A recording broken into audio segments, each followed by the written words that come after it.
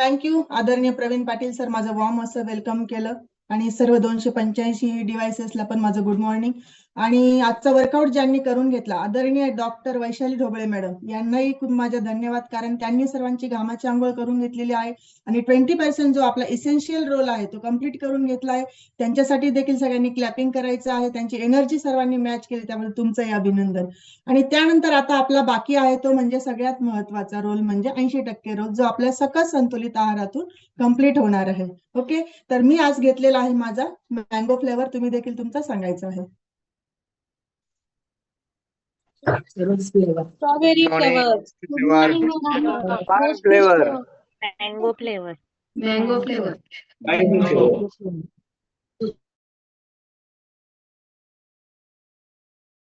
Yes, amazing असे flavour होते सर्वांची. थोडी एनर्जी डाऊन होती, मे बी थकले सगळेजण वर्कआउट करून. सर्वांनी लवकरात लवकर फ्यूल आपलं बनवून घ्यायचं, ज्यांनी बनवलं नसेल त्यांनी.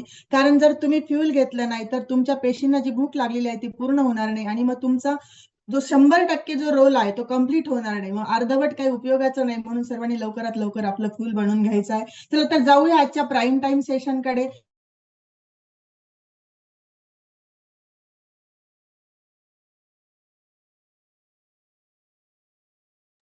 बघा, अतिशय जिव्हाळ्याचा विषय आहे, कारण जगात असं कोणतंही घर नाही की जिथं महिला नाहीये, किंवा एखादा परिसर नाही, एखादं असं फील्ड नाही की जिथं महिलांचा वावर नाहीये. आणि जर घरामध्ये महिला नसेल तर नक्की तो शुकशुकाट सगळ्यांना असंही होत असतो. म्हणून त्या महिलेवर आरोग्य, तिचं आरोग्य चांगलं असणं ही किती काळाची गरज आहे आणि आपल्या सर्वांची गरज आहे हे सगळ्यांना माहितीच आहे. तरी पण एक अवेअरनेस म्हणून आजच्या प्राईम टाइमचा विषय जो आहे तो म्हणजे महिलांचं आरोग्य. बघा, स्त्री म्हणजे वात्सल्य, स्त्री म्हणजे मांगल्य, स्त्री म्हणजे मातृत्व, स्त्री म्हणजे कर्तृत्व, स्त्री म्हणजे प्रत्येक क्षणांची साथ आणि स्त्री म्हणजे प्रत्येक अडथळ्यांवर मात. बघा, या सगळ्या भूमिका स्त्री, अनेक रूपी भूमिका स्त्री आई, बहीण, मावशी या रूपामध्ये काय करत असते, ती सगळ्यांची काळजी घेत असते. आणि या स्त्री शक्तीचं, ही अशी जी महिला ज्या वेगवेगळ्या भूमिका पार पाडते तिचं आरोग्य किती महत्वाचं आहे हे सगळ्यांना माहितच आहे. मग या स्त्री शक्तीचा जागर असणं किंवा तिच्या आरोग्याची काळजी असणं खूप महत्वाचं आहे. आणि तिच्या खरे तर महिलांचं आरोग्य आणि निरोगी प्राधान्य देणं खूप आवश्यक आहे. पण महिलांवर असणाऱ्या विविध जबाबदाऱ्या, तर तिचं स्वतःचं तिच्या आरोग्याकडे असणारं दुर्लक्ष आणि त्यामुळे अनेकविध अशा व्याधी तिला जडत असतात, त्याचे परिणाम तिच्यावर होत असतात. आणि त्याच्याकडे म्हणजे आजार असले ना तर त्या आजारांकडेही तिला दुर्लक्ष केलं जातं किंवा ती स्वतःच त्याबद्दल जागरूक नसते आणि मग तिचं आरोग्य बिघडतं. आणि महिलांचं आरोग्य जर धोक्यात आलं, साहजिक त्या पूर्ण घराचं स्वास्थ्य काय होत असतं, खराब होत असतं. प्रत्येक जण याचा अनुभव आपण घेत असतो. जस्ट इमॅजिन, आपण बघा लहानपणी एक आम्हाला निबंध दिला जायचा की आई संपावर गेली तर. माझा आवाज येतोय ना सर?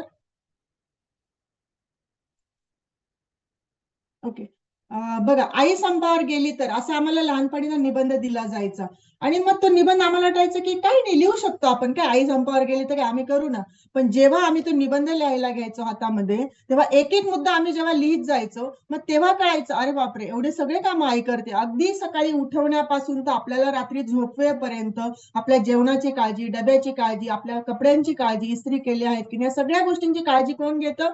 ती आई घेते किंवा घरातील महिला, वॉट एव्हर. असं नाही की आईच घेते, बहीण असते, मावशी असते, आजी असते, काकू असते, या सगळ्या महिला त्या आरोग्याच्या, सगळ्यांच्या आरोग्याची काळजी घेत असतात. म्हणून जर ती महिला किंवा आई जर संपावर गेली तर जर तुम्ही इमॅजिन करू शकत नाही, मग अशा आईचं आरोग्य जर खराब झालं तर बघा तुमचं आरोग्य, तुमच्या घराचं सगळं स्वास्थ्य काय होत असतं, बिघडत असतं. बघा, कवींची उपमा आहे की परमेश्वराची सर्वात सुंदर निर्मिती म्हणजे स्त्री. बरोबर, असं कवी उपमा आहे आणि खरोखर मला पण ते मान्य आहे. आणि बघा, आणि या जर सर्व, कारण विश्वात पुनर्निर्मितीचे काम देखील तीच करते. मग स्त्रीला नेहमी असं कवींनी जरी छान छान उपमा दिल्या आहेत, पण स्त्री समाजामध्ये ज्या स्त्रीला संबोधलं जातं की स्त्री अबला आहे, शारीरिकदृष्ट्या ती थोडीशी कमजोर असते कंपॅरिझन मध्ये पुरुषांपेक्षा. मग जर पुनर्निर्मितीचं जर इतकं महत्वाचं कार्य जर त्या स्त्रीला देवाने सोपवलेलं आहे, नैसर्गिकरित्या तिला ती देणगी मिळाली आहे, मग अशी स्त्री अबला कशी असू शकते, ती दुर्बल कशी असू शकते? तर सर्वात स्ट्रॉंग अशी असते तर जी जगातली जी निर्मिती आहे ती म्हणजे स्त्री, असं माझं वैयक्तिक मत आहे. बघा, स्त्रीचा जो प्रवास आहे ना आजकाल, जात्यापासून तर चाकापर्यंत होत आलेला आहे. बघा, पूर्वी स्त्री कशी होती, जात्यापर्यंत मर्यादित होती, कारण घरी तिचं म्हणजे जात्यापर्यंत म्हणजे काय, चूल आणि मूल एवढंच तिचं विश्व होतं. परंतु आजची स्त्री स्वावलंबी झालेली आहे. शारीरिकदृष्ट्या, भावनिकदृष्ट्या, मानसिकदृष्ट्या, आर्थिकदृष्ट्या या सर्व गोष्टींमध्ये स्वावलंबी झाली आहे. आणि म्हणूनच असं म्हटलं जातं की जात्यापासून चाकापर्यंतचा जो स्त्रीने प्रवास केलेला असेल असं म्हटलं पाहिजे की त्या स्त्रीची प्रगती झालेली आहे. आणि तीच प्रत्येक महिला आज समाजात घडावी असं मला वैयक्तिक असं वाटत असतं. बघा, असं म्हटलं जातं, ती परी, ती राजकुमारी, ती फुलराणी, ती नाजुका, ती हळवी, अशी कवींनी खूप प्रकारच्या उपमा तिचे वेगवेगळं वर्णन केलेलं असतं. पण या सौंदर्यामागे तिच्या ज्या वेदना असतात, मग त्या दर महिन्याच्या तिच्या ज्या मासिक धर्माच्या वेदना असो किंवा तिच्या प्रसूती दरम्यानच्या वेदना असो, या वेदनांचा, या हसण्यामागे तिचं जे दुःख आहे ते कधीच कोणी समजून घेत नसतं. कधी कधी होतं असं, काही ठिकाणी समजून घेतलं जातं, पण काही ठिकाणी महिलांना अजूनही दुजाभावाची वागणूक दिली जाते. आणि त्या स्त्रीचं जे काही असं वर्णन केलं जातं, त्या स्त्रीच्या काही गोष्टी असतात अशा की ज्या निसर्गाने तिला दिलेल्या आहेत, त्या भावना देखील तिला समजून घेणं खूप आवश्यक असतं. आणि म्हणूनच स्त्रीच्या आरोग्यावरच आज आपण बोलणार आहोत. बघा, तुम्ही म्हणता की मॅडम मग तुम्हालाच असतात का समस्या, पुरुषांना नसतात का? तर एक उदाहरण दिलं. आम्हाला लहानपणी एक इंग्रजीचे टीचर होते, मोंडे सर म्हणून. ते नेहमी असं म्हणायचे, आम्हाला पूर्वी असं मॉन्टेसरी पासून इंग्रजी नव्हतं, आम्हाला डायरेक्ट 5वीला आमची सुरुवातच ABCD पासून. मग आमचे ते सर आहेत ना, सुरुवातीला असं कन्सेप्ट क्लिअर करायचे की पुरुष आणि महिलांमध्ये फरक असं. मग ते आम्हाला असं हातवारे करून, बघा तुम्ही पण माझ्याकडे लक्ष द्या, की this is a woman, this is a man, म्हणजे स्त्री आणि पुरुष असं जे आम्हाला इंग्रजीमध्ये शिकवायचे. तर त्यांच्या हातवाऱ्या, त्यांच्या हातांच्या लकबी खूप असायच्या त्यांच्या. मग ते काय करायचे, this is a man, this is a woman. Woman म्हणताना ते असा हात वक्र व्हायचा त्यांचा. म्हणजे काय, त्यावेळेस मला फारशा त्या वैज्ञानिक संकल्पना मला कळत नव्हत्या, परंतु मला हे माझ्या डोक्यात बसलं की स्त्रीची शारीरिक रचना पुरुषांपेक्षा नक्कीच वेगळी बनवलेली आहे. बघा, छोटीशी गोष्ट होती, त्यांनी स्त्री आणि पुरुषाची व्याख्या तिथं सांगितली, पण मला त्यावेळेस 5वीच्या माझ्या लहानपणीच्या माझ्या त्या डोक्यामध्ये असं बसलं की नक्कीच काहीतरी भेद आहे, स्त्री आणि पुरुषांमध्ये भेदभाव आहे. की शारीरिक जे आरती सर असं असं करताय स्त्रीच्या वेळेस आणि पुरुषांच्या वेळेस असं करताय, म्हणजे स्त्रीची शारीरिक रचना काय आहे, वेगळी केलेली आहे. म्हणूनच मग या महिलांच्या आरोग्यावर खूप असं लक्ष देणं गरजेचं आहे.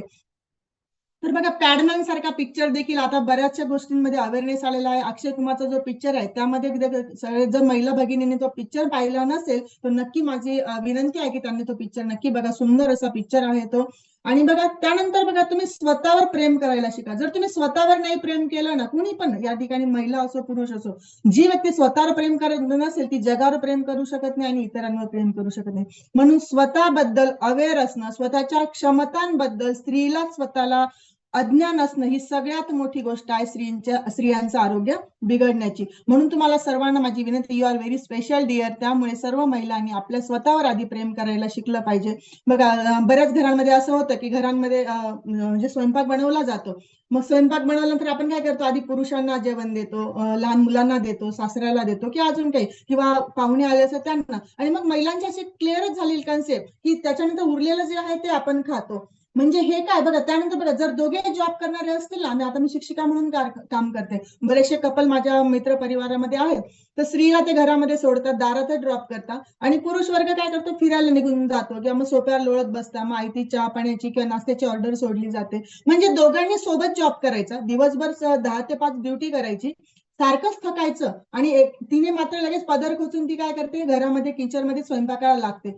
म्हणजे हा जो विरोधाभास आहे, ही आपली, म्हणजे चूक कोणाचीच नाही, पण आपल्यावर तसं ते बिंबवलं गेलेलं आहे की हे स्त्रीचंच काम आहे, हे पुरुषांनी हे करायचं नसतं. ही कन्सेप्टमुळे काय झालेलं आहे, स्त्रियांचं आरोग्य सगळ्यात बळावण्याचं आहे. कारण का, स्त्री स्वतःकडे लक्ष देत नाही. तिने असं ठरवून घेतलंय, मी सगळ्यांसाठीच जन्मलेली आहे आणि मी स्वतःसाठी सगळ्यांसाठी काम करत राहायचं आहे. म्हणून जरी, आणि हे नुसतं नोकरीदारच्या बाबतीत पण नाही, शेतकरी, खूप सारे जण आपल्या इथं महिला भगिनी, पुरुष वर्ग इथं शेतकरी देखील आहे आपल्या कॉलवर, त्यांच्या बाबतीत बघा, शेतकरी पण दोघं जण काम करून आले शेतातून, तो बाबा लगेच तिथे आराम करतो आणि ती बिचारी चुलीजवळ जाते. म्हणजे काय, हे सगळीकडे हा भेदभाव जो आहे तो सगळीकडे आपल्याला दिसून येत असतो. म्हणून स्त्रियांच्या आरोग्याचे बिघडण्याचे काही कारण आहेत, त्यातले काही महत्वाचे कारण, आधी सगळ्यात महत्वाचे आपण कारण बघूया. मी तुम्हाला एक कन्सेप्ट सांगितलं की स्त्री आणि पुरुषांमध्ये लिंगभेद किंवा दुजाभावाची वागणूक जशी दिली जाते आणि त्यामुळे स्त्रियांचं आरोग्य कसं बिघड, आणि याला सगळ्यात गोष्टी म्हणजे पुरुषच जबाबदार किंवा संस्कृती जबाबदार नाहीये, पण स्वतःच महिला त्याबद्दल अनास्था असणे महिलांमध्ये, हे सुद्धा त्याचं मोठं कारण आहे. बघा,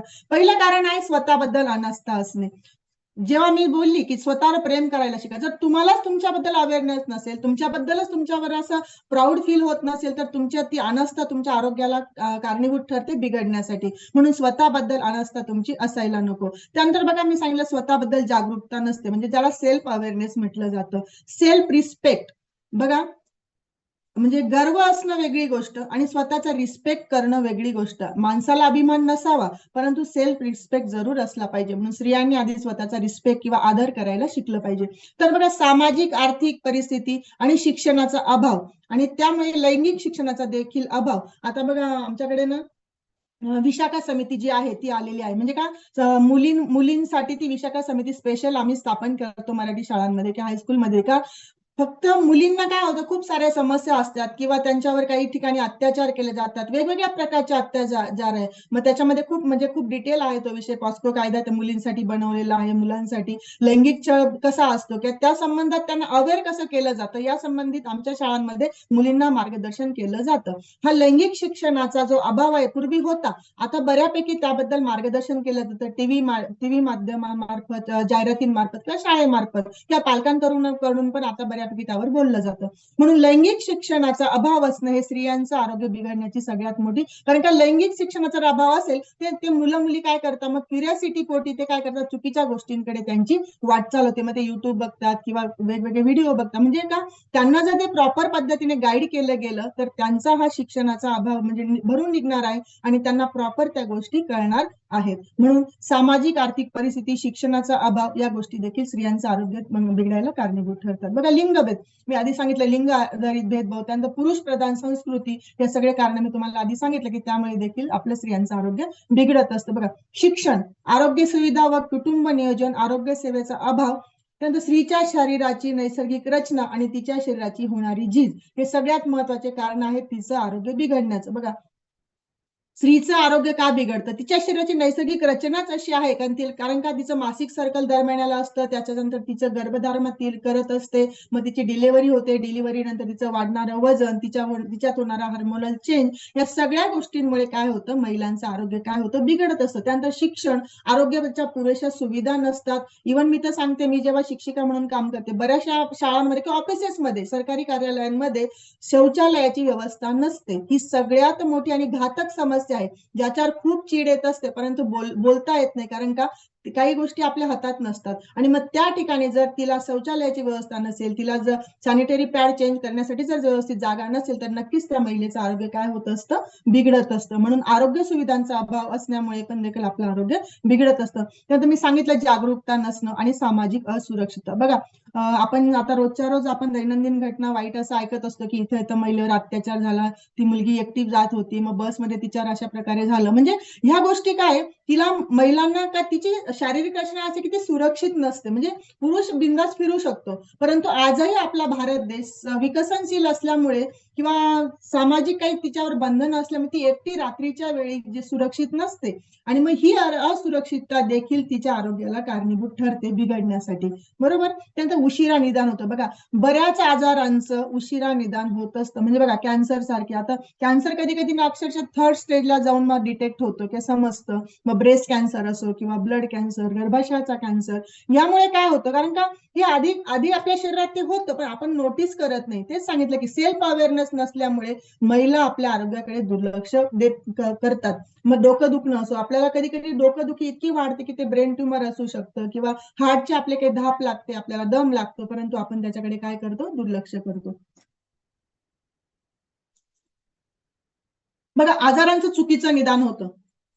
बघा, आग सोमेश्वरी बंब रामेश्वरी असं बऱ्याचदा घडतं. आम्हा महिलांना आहे ना, असं अज्युम करतो आम्ही, आमचं काहीतरी दुसरीकडे दुखत असतं ना, आम्ही सांगतो वेगळीचकडे. मग आपल्याला त्या आरोग्याचं, आपलं जे आजारांचं निदान प्रॉपर झालं पाहिजे, आपल्याला नक्की काय होतं याच्याकडे आपलं लक्ष दिलं गेलं पाहिजे आणि स्पेशल ट्रीटमेंट आपण त्याच्यावर घेतली पाहिजे. आपण घरातल्याच काहीतरी रेफर केलं का फ्रीजमध्ये किंवा आपल्या मेडिकल बॉक्स असतं आपल्या घरामध्ये फर्स्ट एडचं किट, आणि त्यामध्ये आपण काय करतो, त्या गोळ्या आपण घेऊन जाऊन पॅरासिटामॉल असेल किंवा व्हॉट एव्हर, डोकं दुखलं म्हणजे घ्या गोळी. पण आपण असं म्हणत नाही की आपण एकदा चेकअप करूया की आपण आपलं रक्तातलं एचबी कसं आहे, आपण म्हणजे रेग्युलर रुटीन चेकअप आपण करत नाही आणि त्यामुळे आपलं आरोग्य काय होत असतं, बिघडत असतं.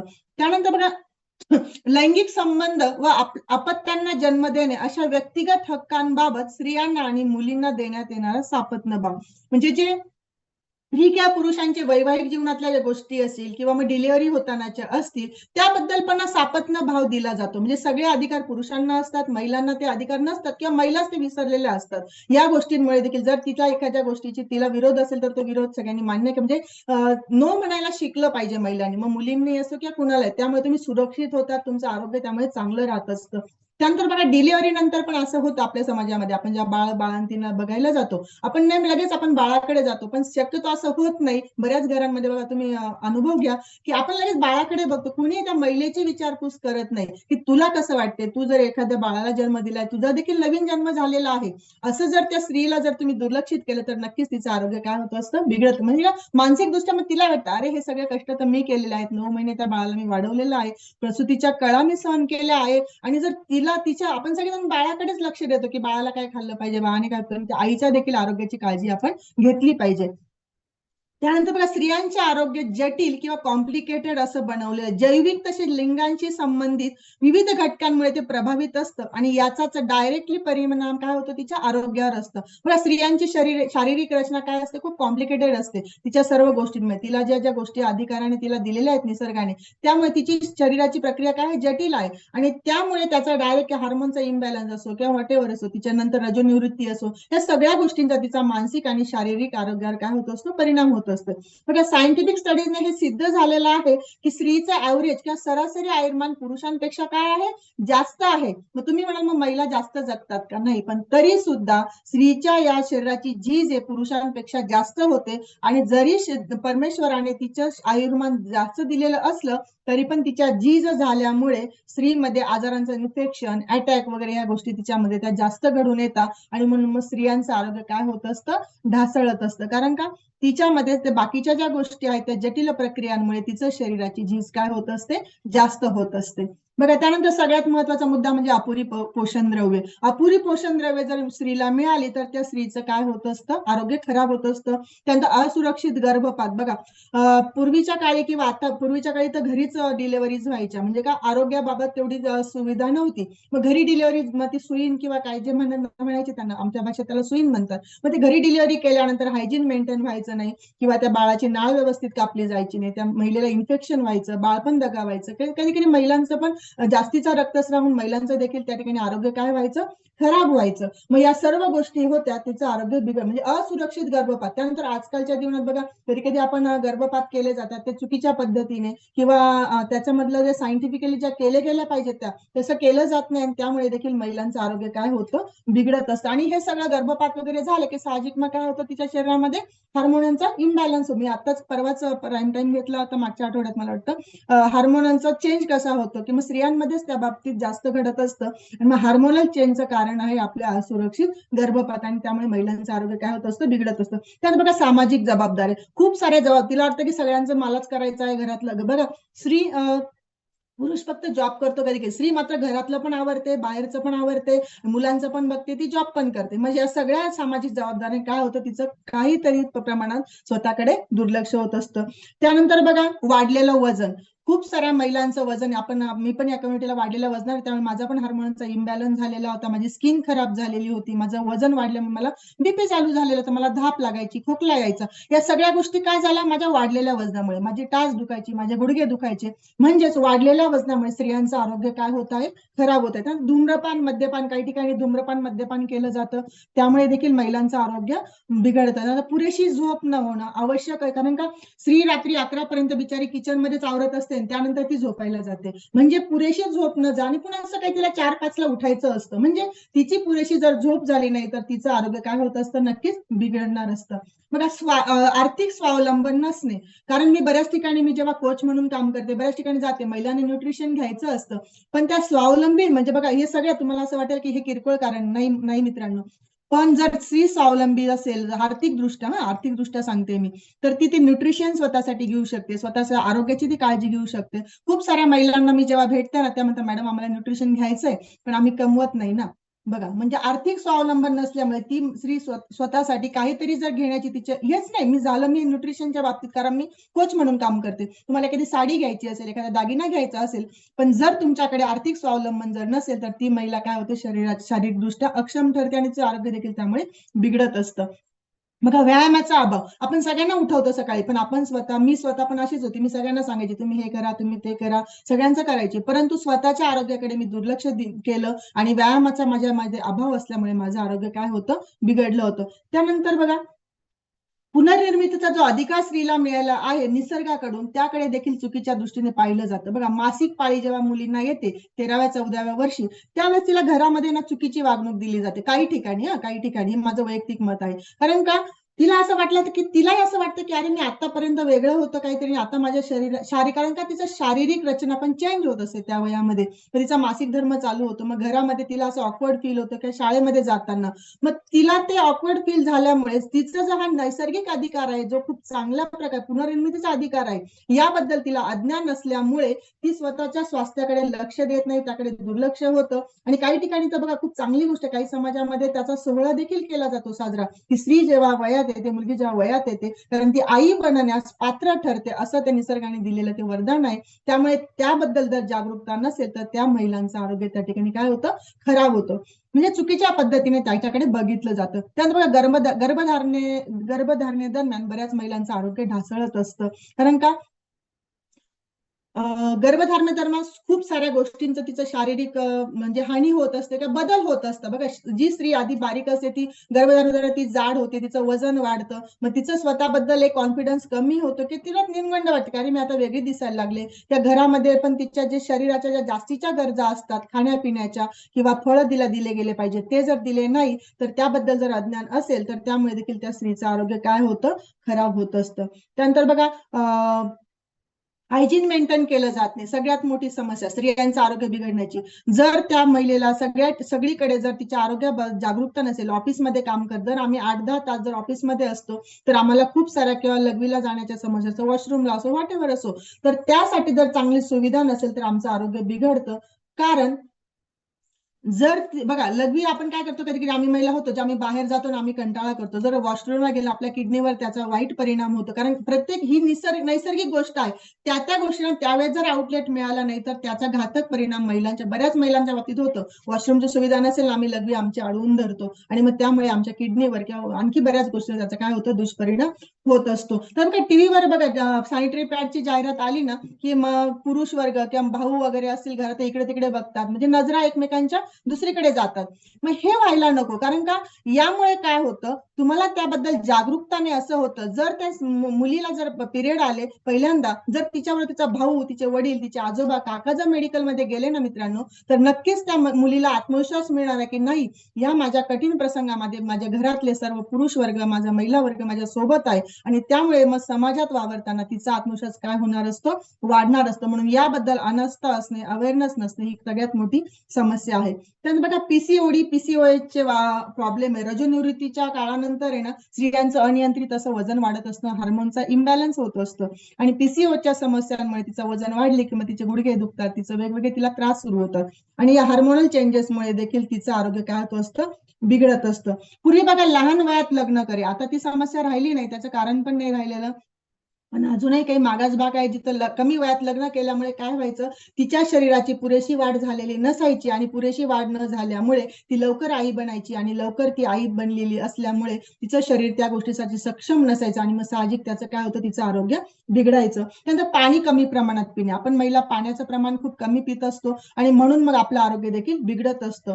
प्रसूती दरम्यान मृत्यूंच्या प्रमाणाने होत असतं, कारण प्रसूती दरम्यान मृत्यू जर झाला किंवा काही गोष्टींमुळे हार्मोनल किंवा रक्तस्राव, कधी कधी चुकीच्या पद्धतीने डिलिव्हरी झाली, सिझेरियन वगैरे, तर त्याच्यामध्ये देखील त्या महिलांचा मृत्यू होत असतो, आणि त्यामुळे देखील या सगळ्या गोष्टी कारणीभूत ठरतात. मी मोनोपॉज सांगितलं, मोनोपॉजवर परवाच्या दिवशी मी खूप डिटेलमध्ये सांगितलं की मोनोपॉजमुळे काय होतं, एस्ट्रोजनची पातळी तुमची कमी होत असते, आणि त्यामुळे तुमचं वजन वाढतं, तुमची चिडचिड होते, अगदी म्हणजे विस्मरण देखील होतं. बऱ्याच महिलांना मोनोपॉजमुळे किंवा रजनिवृत्तीच्या काळामध्ये घरामध्ये अशी चिडचिड होते, वागण्यामध्ये तरेवाईकपणा येतो त्यांच्या, आणि यामुळे देखील त्या महिलांचं आरोग्य काय होत असतं, बिघडत असतं. बघा, त्यानंतर अतिरिक्त सौंदर्य प्रसाधनाचा वापर. ती म्हणाल, मॅडम पैसे आमचे, पार्लरला आम्ही जातो, सगळं आम्ही करतो, तुम्हाला काय त्रास. परंतु मैत्रिणीनं तुम्हाला सांगते की अतिरिक्त सौंदर्य प्रसाधनामुळे तुमच्या श्वासावाटे, नाकावाटे, तुमच्या डोळ्यांवाटे, तुमच्या तोंडावाटे ते रसायन तुमच्या तोंडात आत जातात आणि तुमच्या शरीरावर त्याचे घातक परिणाम करतात. इव्हन एवढं सांगेल की वंध्यत्वाकडे जी वाटचाल चाललेली आहे ती सगळ्यात मोठी समस्या हीच आहे की अतिरिक्त सौंदर्य प्रसाधनांचा वापर. बघा, या सगळ्या गोष्टी होत्या महिलांचं आरोग्य. खूप सारे कारण आहेत आणि त्यातले काही मी घेतले. त्यानंतर मग लक्ष होती, मला मग ओळखायचं कसं काय महिलांचं, कारण मी तुम्हाला आधीच बोलली की महिलांमध्ये जागरूकता नसते. ही जागरूकता नसल्यामुळे काय होतात, तुम्हाला कळत नाही की तुम्हाला हे आजार असतात. तर बघा, त्यातले काही लक्षणं आहेत महत्वाचे. मानसिक तणाव, नैराश्य आणि सामाजिक दृष्ट्या उपेक्षित वाटणं. बघा, आपल्याला कधी कधी ना स्त्रियांना आपल्या मासिक पिरियडच्या दरम्यान किंवा मागे पुढे ना असं थोडीशी चिडचिड होते, स्वतःलाच जाणवते ती, किंवा घरातल्यांवर पण होत असते. कारण का, त्यावेळेस आपल्या शरीरामध्ये काहीतरी असे हार्मोनल चेंजेस होत असतं आणि त्यामुळे आपली चिडचिड होते. जर तुमची मानसिक तणाव तुम्हाला येत असेल, तुमच्यामध्ये नैराश्य, डिप्रेशन येत असेल आणि तुम्हाला जर समाजामध्ये आपण उपेक्षित होत आहोत असं जर तुम्हाला वाटत असेल ना, तर समजून जायचं की तुमचं मानसिक आरोग्य की तुमचं शारीरिक आरोग्य काय होतंय, ढासळत आहे. म्हणून हे सगळ्यात महत्वाचं लक्षण आहे. पण चिडचिड, स्मृतिभ्रंश, एकाग्रतेचा अभाव, थकवा आणि अशक्तपणा. चिडचिड होते, कधी कधी विस्मरण होतं, एक तात्पुरतं असतं, एक 10-5 मिनिट एक गोष्ट आपल्या लक्षात असते आणि लगेच आपण ती विसरून जातो. अमुक एक आपण म्हणतो आईला की आई काय तू आताच तर ठेवलं, तू आता कसं काय विसरली. म्हणजे का, हे काय होतं, तिच्या शारीरिक रचनेमुळे तिचं मानसिक किंवा आरोग्य जर बिघडलेलं असेल, त्यामुळे हा तात्पुरता स्मृतिभ्रंशाला त्या सामोऱ्या जात असतात. त्यानंतर एका कॉन्सन्ट्रेशन होत नाही की, कारण काय, म्हणजे हे पण करायचं असतं, ते पण करायचं असतं आणि या सगळ्या गोष्टींमुळे तिचं काय होतं, एकाग्रतेचा अभाव जाणवतो. त्यानंतर थकवा, अशक्तपणा या गोष्टी जाणवतात. आत्मविश्वासाचा अभाव असतो. बघा, जर माझं पण आरोग्य जेव्हा चांगलं नव्हतं ना, माझ्यामध्ये आत्मविश्वास नव्हता. मी आज तुमच्या समोर जी बोलते, एवढा आत्मविश्वास माझ्यामध्ये नव्हता. कारण का, मला असं वाटायचं की मला बोलता बोलता धाप लागेल, मला दम लागेल, मला खोकला येईल. या सर्व गोष्टींमुळे माझा आत्मविश्वास काय झालेला होता, कमी. मग जर ज्या स्त्रियांचा आत्मविश्वास कमी झालेला असेल तर समजून घ्यायचं की माझ्या कुठेतरी आरोग्यात बिघाड झालेला आहे. तर बघा, इतरांवर सतत अवलंबून असणे, डिपेंडन्सी. महिलांनी असं ठरवूनच घेतलंय की आपल्याला एखाद्या कोणाच्या तरी आधाराशिवाय आपण जगू शकत नाही. बघा, समाजात जगताना नक्की आपल्याला लावून दिलेलं आहे की आपण एखाद्या जोडीदाराची गरज आहे, नक्कीच राहा, सोबत राहूयात. परंतु इतकेही कोणावर डिपेंड होऊ नका की आपण जर ती व्यक्ती आपल्या आयुष्यात नसेल तर आपण डिप्रेशनच्या आहारी जाऊ. म्हणजे का, स्वतःला स्वावलंबी बनवा. जर तुम्हाला सतत वाटत असेल ना की एखाद्या बारीक गोष्टीला पण तुम्हाला कोणाची तरी गरज आहे, तर समजून घ्यायचं की तुमचं आरोग्य काय झालेलं आहे, बिघडलेलं आहे. कारण का, सतत दुसऱ्यावर तुम्ही अवलंबून होत असता. त्यानंतर बघा, असुरक्षिततेची भावना वाटणे. जर तुमचं आरोग्य बिघडलेलं असेल, तुम्हाला असुरक्षित वाटतं, तुम्हाला एखाद्या ठिकाणी एकटीने जायला भीती वाटते की नाही, मी सर्व्हाइव्ह करू शकणार नाही, मी तिथं कशी काय एकटी जाऊ. या सगळ्या गोष्टी जर तुमच्या मनात भीती येत असेल तर तुम्ही समजायचं तुमचं आरोग्य बिघडलेलं आहे. बघा, इम्युन सिस्टीम किंवा प्रॉब्लेम्स तयार होणे. इम्युन सिस्टीम जर तुमची कमकुवत होत असेल तर तुमचं आरोग्य त्याच्यामुळे बिघडलेलं असतं. त्यानंतर बघा, रोग प्रतिकारक शक्ती, इम्युनिटी पॉवर जर तुमची कमी होत असेल तर समजायचं की तुमचं आरोग्य बिघडलेलं आहे. त्यानंतर बघा, मासिक पाळीमध्ये अनियमितता येणे किंवा इरेग्युलर होणे. मासिक सर्कल कसं असतं, एक 21-23 दिवसांचं सर्कल असतं. जर ते रेग्युलर येत असेल ना, समजायचं तुमचं आरोग्य व्यवस्थित चाललेलं आहे. पण काहींना 1.5 महिना 2 महिन्यानंतर जर पिरियड अननेसेसरी येत असतील तर समजायचं की तुमच्या हार्मोनल चेंज झालेलं आहे, तुम्हाला डॉक्टरांकडे जाण्याची गरज आहे आणि तुमच्या शरीरावर तुमचं लक्ष देण्याची गरज आहे. म्हणून इरेग्युलर पिरियड्स हे देखील एक सगळ्यात मोठं लक्षण आहे तुमच्या शारीरिक आरोग्य बिघडण्याचं. त्यानंतर बघा, संप्रेरकांमध्ये जे बदल होतात, ते सांगितलं, हार्मोनल चेंज आहे त्याच्यामुळे देखील होतं.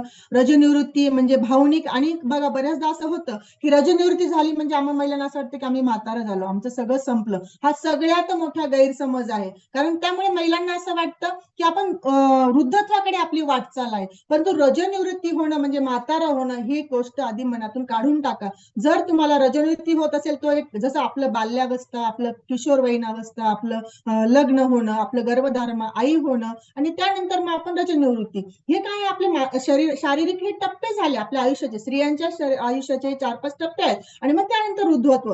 त्यामुळे ह्या गोष्टींकडे आपण पॉझिटिव्हली जर बघितलं तर आपल्याला त्याचा त्रास होत नसतो. म्हणून ती कमतरतेची जी भावना निर्माण होते ना, ते पण मोठं लक्षण आहे. त्यामुळे मग अशक्तपणा, ॲनिमिया, रक्ताची कमतरता, या सगळ्या गोष्टी त्याच्याने होत असतो. कारण लोहाची शरीरांची म्हणजे महिलांची जी जास्त झाल्यामुळे त्यांच्या शरीरामध्ये लोहाची कमतरता काय होत असते, कमी होत असते. बघा, त्यानंतर मी तुम्हाला हार्मोनचा इम्बॅलन्स जर तुमचा होत असेल रजोणीच्या काळामध्ये, तर एक स्पेशल फ्यूल आहे, तुम्ही तुमच्या कोचला विचारू शकता. त्याच्यामुळे तुमचा हार्मोनलचा काय होत असतो, बॅलन्स होत असतो. आणि जास्तीचा, इव्हन एवढं सांगते लक्षण सगळ्यात मोठं, जर जास्तीचा ताणतणाव तुम्ही घेत असाल तर वंध्यत्वाकडे तुमची वाटचाल असते. बघा, बऱ्याच महिलांना ज्या प्रेग्नन्सी राहत नाही तर ते गायनेक सांगतात की तुम्ही काही स्ट्रेसमध्ये आहात का, ताणतणावात आहात का. जर तुम्ही ताणतणावात असाल तर तुम्हाला या समस्यांना तोंड द्यावं लागतं. बघा, काही सगळ्यात मोठं लक्षण म्हणजे काही महिलांना आहे ना मासिक पाळी दरम्यान पोट फुगल्यासारखं वाटतं. हे ना एंडोमेट्रियोसिसचे प्रमुख लक्षण, हा सगळ्यात मोठा आजार आहे. मासिक पाळी दरम्यान जर तुमचं पोट जास्त दिवस जर फुगलेलं वाटत असेल तर तुम्ही नक्कीच तुमची वैद्यकीय तपासणी करून घेतलं पाहिजे. त्यानंतर बघा, मधुमेह हे पण एक लक्षण आहे. गर्भधारणेदरम्यान तुमच्या शरीरातली साखरेची पातळी काय होत असते, वाढत असते, आणि त्यामुळे तुमचा तात्पुरता म्हणजे त्या पिरियड पुरता तुम्हाला मधुमेह देखील होत असतो. आणि त्याने ह्या त्रास आणि हृदयरोग, लठ्ठपणा, उच्च रक्तदाब, या उच्च कोलेस्ट्रॉल यांचा आजार देखील पुरुषांपेक्षा महिलांमध्ये जास्त आढळतो. Blood pressure. नंतर बघा, UTI, युरिनरी ट्रॅक इन्फेक्शन, हे सगळ्यात मोठं कारण. मी आधीच सांगितलं की महिला काय करतात, बाहेर वॉशरूमला जाण्याचा कंटाळा करतात आणि मग साहजिक किडनीवर त्याचा दाब येतो आणि मग तुमचं UTI किंवा युरिन ट्रॅक इन्फेक्शन सारखे तुम्हाला आजार हे होत असतात. ऑस्टिओआर्थायटिस म्हणजे हाडांची घनता कमी होणं, हे देखील मोठं लक्षण आहे स्त्रियांचं आरोग्य बिघडण्याचं. त्यानंतर तुम्हाला शॉर्टकट मध्ये सांगते, संधिवात, पोटदुखी, केस गळणे, अंगदुखी, गर्भाशयाचे वेगवेगळे आजार, हे देखील लक्षण आहे तुमचं आरोग्य बिघडण्याचे. त्यानंतर सतत थकवा, हृदय, किडनी, लिव्हर, रक्ताशी संबंधित जे काही तुमचे आजार आहेत याचे देखील लक्षण आहे. नंतर व्हिटॅमिन आणि आयर्नच्या गोष्टीची कमतरता असणं म्हणजे तुमच्या शारीरिक आरोग्यामध्ये बिघाड झालेला आहे. हालचालींचा अभाव. बघा, स्त्री चपळ असते कारण तिला घरातली कामं करायची, पण अचानक तुमच्या शारीरिक हालचालींमध्ये काय येतं, शिथिलता येते, तुम्हाला उत्साह वाटत नाही, तेव्हा समजून घ्यायचं की आपल्यामध्ये काहीतरी गोष्टींमध्ये चेंज झालेला आहे किंवा बिघाड झालेला आहे. त्यानंतर हे झालं शारीरिक आरोग्य बिघडतं, पण काही ठिकाणी मानसिक आरोग्य देखील त्यांचं ढासळत असतं. स्त्रियांमध्ये नैराश्य, चिंताग्रस्त आणि आहाराशी संबंधित विकार पुरुषांपेक्षा जास्त होत असतं. कारण का, लिंग आधारित हिंसा, कमी उत्पन्न किंवा त्यांची उत्पादकता कमी असते, या सगळ्या गोष्टी मग त्यांच्या आरोग्य गोष्टींवर परिणाम, म्हणजे शारीरिक आणि मानसिक आरोग्य बिघडण्याचे कारण पण सांगितले आणि त्यानंतर त्याचे लक्षणं सांगितले. आणि आता शेवटी जाऊया आपण उपायांकडे, कारण उपाय माहित नसेल तर एवढं ज्ञान घेऊन आपल्याला काही उपयोग नाही.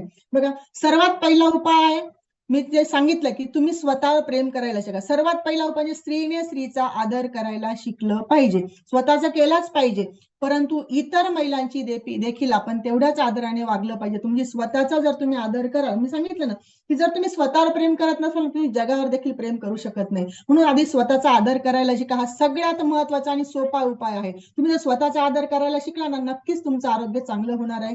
त्यानंतर बघा, दुसरा उपाय आहे पुरेसा आणि पोषक आहार मिळणं, संतुलित आहार, जो मी इथं घेत आहे आणि आपल्या सर्व महिला इथं घेत असतात.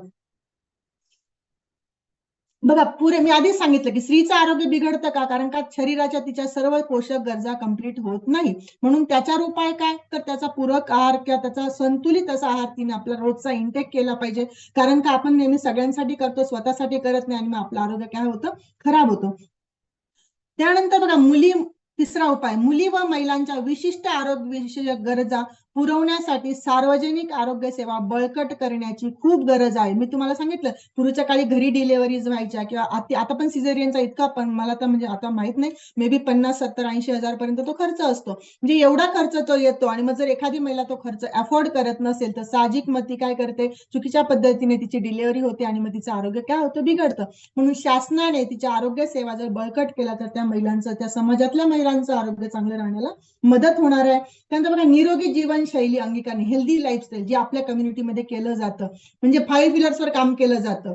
सकस संतुलित आहार, व्यायाम, एकमेकांशी बोलणं, सामाजिकीकरण, त्यानंतर पाण्याचा भरपूर वापर, पिणं, पाण्याचं प्रमाण किती असावं, आणि शेवटचा म्हणजे आहे आपली पुरेशी झोप. या 5 पिलरची लाईफस्टाईल जर आपण अंगीकारली तर महिलांचं आरोग्य काय होत असतं, चांगलं होत असतं. त्यानंतर कंट्रोल वेट किंवा आयडियल वेट, म्हणजे नियंत्रित वजन जर महिलांनी ठेवलं तर हा सगळ्यात महत्वाचा आणि रामबाण असा उपाय आहे आपलं आरोग्य सुधारण्याचं. कारण सगळं शेवटी कुठे येतं, आपल्या वजनाशी संबंधित. वजन वाढलं तर तुम्हाला बाय डिफॉल्ट बाकीचे आजार काय होतात, येतात, आणि वजन कमी झालं की बोनस मध्ये तुम्हाला सगळ्या आरोग्याच्या गोष्टी काय होत असतात, मिळत असतात. त्यामुळे स्केड्यूल लाईफस्टाईल अंगीकारणे म्हणजे एक चांगली, कालच आदरणीय आगळे सरांनी एक प्राईम टाइम घेतला, टाइम मॅनेजमेंट. कारण का, कोणत्याही जीवनामध्ये ना प्रत्येक गोष्टीला एक टाइम मॅनेजमेंट असलं पाहिजे, तुमचं नियोजन असलं पाहिजे. आपण जर 12 पर्यंत घरातलंच काम केलं तर स्वतःसाठी वेळ देणार केव्हा, आपण जेवणार केव्हा, थोडंसं वाचन करणार केव्हा. म्हणून हे स्केड्यूल लाईफस्टाईल तुम्ही अंगीकारणं खूप गरजेचं आहे. म्हणजे आपली चांगली जीवनशैली आपण अंगीकारणं आपल्याला स्वतःसाठी पुरेसा जर वेळ दिला तर तुमचं आरोग्य देखील चांगलं राहणार आहे. तर बघा, लिंग आधारित भेदभाव न करणं, समानतेची वागणूक देणं, सुरक्षिततेची भावना निर्माण करणं आणि या सगळ्यांसाठी आवश्यक आहे तुम्हाला लैंगिक शिक्षण देण्यात येणं. कारण लैंगिक शिक्षण जर दिलं, साहजिक तुमच्या घरातल्या पुरुष मंडळींमध्ये पण जागरूकता येते की अरे माझ्यासारखंच घरातल्या महिलांचं देखील आरोग्य खूप आवश्यक आहे, तिला देखील फळावळ दिले गेले पाहिजे. फळं पण आपण काय करतो, पाहुण्यांना कापून देतो, घरातल्या मुलांना देतो आणि आपण स्वतः कधी एखादं सफरचंद घेऊन, मला नाही वाटत एखादी महिला खात असेल, किंवा आम्ही महिला पण टिफिन घेऊन जातो, पण पर्स मध्ये जर आम्ही एखादं फ्रूट टाकून नेलं, ड्रायफ्रुट्स नेलं तर नक्कीच आमचं आरोग्य काय होत असतं, चांगलं राहत असतं. म्हणून त्यावर देखील आपण कॉन्सन्ट्रेट केलं पाहिजे. तेव्हा मातेची व बाळाची आरोग्याची काळजी घेण्याची जाणीव वाढवणं, त्यामुळे अर्भक आणि माता दोघींनी आधी सांगितलं की समस्यांमध्ये की आरोग्य का बिघडतं, कारण आपण बाळंतीण झाल्यानंतर फक्त बाळाकडेच लक्ष देतो, बाळाकडे जास्तीचं लक्ष दिल्यामुळे मातेकडे दुर्लक्ष होतं. पण आपण हे विसरतो की त्या बाळाला स्तनपान करणारी ती महिला आहे, ती आई जे खाणार आहे तेच ते त्या बाळाला दुधातून मिळणार आहे. ज्या आईचा आहार सकस संतुलित असेल तर नक्कीच त्या बाळाला देखील दूध चांगलं मिळणार आहे. म्हणून दोघांच्या आरोग्याची काळजी घेणं गरजेचं आहे. त्यानंतर गरोदरपणात पण विशेष काळजी घेतली पाहिजे, तिच्या सगळ्या घटका किंवा तिचे गरज पूर्ण केले गेले पाहिजे. त्यानंतर बघा, आधी सांगितलं की तिचा रजोनीच्या काळात तिला मानसिक आधार देण्याची खूप गरज आहे. जर दुर्लक्ष झालं तर तिचा काय तो आत्मविश्वास कमी होतो आणि त्यामुळे तिला मानसिक आधार देणं तिचा ह्या उपायांमध्ये ठरू शकतो. त्यानंतर तिचं सामाजिक, मानसिक आणि आर्थिक स्थान बळकट करणं, तिला स्वावलंबी करणं. जर स्त्री आर्थिकदृष्ट्या परावलंबी असेल, ती स्वतःसाठी तिच्या गरजा पूर्ण करू शकत नाही, ती दुसऱ्यावर काय होते, डिपेंडंट होते. आणि मग याच्यात सगळ्यात मोठी भूमिका आपल्या पुरुष वर्गाची आहे की घरातल्या स्त्रीला स्वावलंबी बनवलं पाहिजे, तिला भावनिक, मानसिक, आर्थिकदृष्ट्या तिला काय दिला पाहिजे, आधार दिला पाहिजे. म्हणजे ती तिच्या आरोग्याकडे काय करते, लक्ष देते. बघा, तिला पोषक आहार जर लहानपणापासूनच दिला ना, कारण शुद्ध बीजापोटी फळे रसाळ गोमटी. जर एखाद्या स्त्री शेतीमधून जर चांगलं उत्पन्न तुम्हाला हवं असेल तर त्या स्त्रीची त्या शेतीची मशागत करण्यासाठी आपण त्याच्यात काय करतो, खतं टाकतो, वेगवेगळ्या प्रकारचं तिला पोषक तत्व आपण देत असतो. मग स्त्रीचं किंवा महिलांच्या आपण काय करतो, डायरेक्ट डिलिव्हरीच्या वेळेसच तिला खूप सारे 1-1 किलो फळं देतो. त्यापेक्षा जर लहानपणापासून त्या मुलींच्या आरोग्याकडे लक्ष दिलं तर स्त्री, ती मुलगी पुढे जाऊन चांगली माता, सक्षम माता बनते आणि तीच मग पुढची चांगली पिढीला ती काय करते, जन्म देत असते. म्हणून लहानपणापासूनच मुलांचं आरोग्य काय केलं पाहिजे, आपण जपलं पाहिजे. कारण तूप खाताच काही रूप येत नसतं, म्हणून लहानपणापासून तिची आरोग्याची काय करायची असते, काळजी घेतली पाहिजे. बघा, त्यानंतर त्यांना पुरेशा वैद्यकीय सुविधा उपलब्ध करून दिल्या पाहिजे. त्यानंतर मासिक पाळीबद्दल मी तुम्हाला ऑलरेडी सांगितलं की मासिक पाळीबद्दल अवेअरनेस जर असला तर त्या मुली लाजणार नाही बोलायला आणि त्यांच्या गोष्टी त्या म्हणजे त्या मुली व्यक्त होतील घरामध्ये. हा देखील त्याच्यामधला उपाय आहे.